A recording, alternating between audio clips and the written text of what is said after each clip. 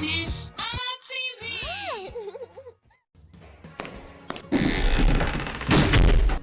Ekele ọma na onye ka ekele m na-agajere nnọọ ndị enyi m. Ihe anyị ga-amụta bụ akara edemede. Akara edemede. Today we'll be learning punctuation marks in Igbo language, and punctuation marks in Igbo is called akara edemede. Akara edemede. Ndewo. Akara ajụjụ. Akara ajụjụ. Question mark. Akara ajụjụ. Kpọm. Kpọm. Full stop.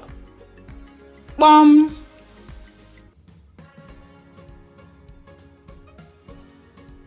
Kpọm rikom. Kpọm rikom. Semicolon. Kpọm rikom. Rikom. Rikom. Comma. Rikom. Rikom. Kpọm kpọm. Kpọm kpọm. Colon. Kpọm kpọm. Rikom elu. Rikom elu.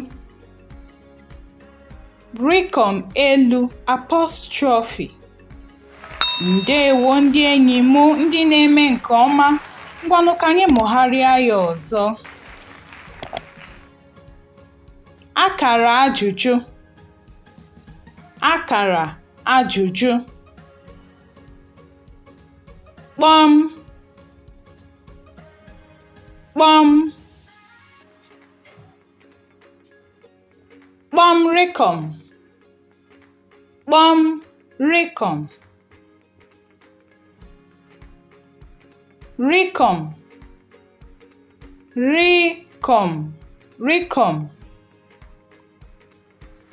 Kpọm kpọm. Kpọm kpọm. Rikom elu. Rikom elu. Ndewonu ndị enyi m ndị mara ihe. Ebe a ka anyị ga-akwụsị ka ọ dị mgbe ọzọ.